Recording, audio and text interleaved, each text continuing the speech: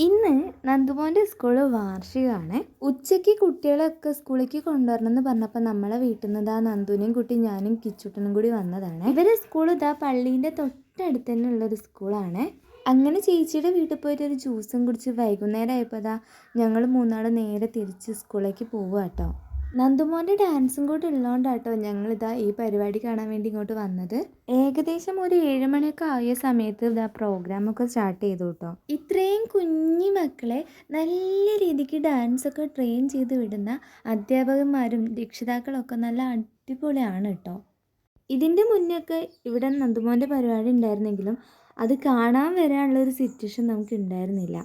അതവൻ എപ്പോഴും ഒരു പരാതിയായിരുന്നു. അങ്ങനെ ഇതാ വെയിറ്റ് ചെയ്തിരുന്ന അവൻ്റെ പരിപാടി തുടങ്ങി കേട്ടോ.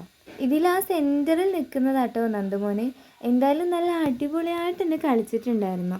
ഇതിൽ പാട്ട് ആഡ് ചെയ്യുന്ന സമയത്ത് കോപ്പിറൈറ്റ് ഇഷ്യൂ വരാറുണ്ട്. അതുകൊണ്ടാട്ടോ ഞാൻ പാട്ടിടാത്തത്. ഇവൻ ഇങ്ങനെ കളിക്കുന്നത് ഞാൻ ഒരിക്കലും എക്സ്പെക്റ്റ് ചെയ്തിട്ടുണ്ടായിരുന്നില്ല.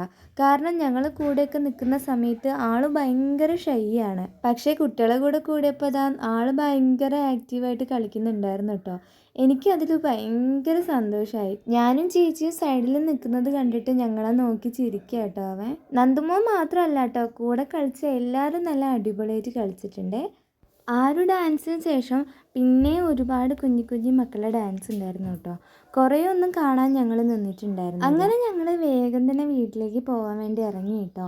നന്ദുമോനെ കൂട്ടാൻ വേണ്ടി ചേച്ചി അങ്ങോട്ട് പോയിട്ടുണ്ട്. അപ്പോൾ അവരെ വെയിറ്റ് ചെയ്ത് ഞങ്ങൾ നിൽക്കുകയാണ്. അങ്ങനെ ഞങ്ങൾ നേരെ വീട്ടിലെത്തി. ചോറ് വേണ്ടെന്ന് പറഞ്ഞപ്പോൾ ചേച്ചി എനിക്ക് ചോറൊക്കെ വാരി തന്നിട്ടുണ്ടായിരുന്നു കേട്ടോ. അപ്പോൾ അതാ ഈ വീഡിയോ ഇത്രയേ ഉള്ളൂ. വീഡിയോ ഇഷ്ടപ്പെട്ടാൽ ലൈക്ക് ചെയ്യാനും കമൻറ്റ് ചെയ്യാനും മറക്കല്ലേ. അപ്പോൾ അടുത്ത വീഡിയോയിൽ വരാൻ ടാറ്റ.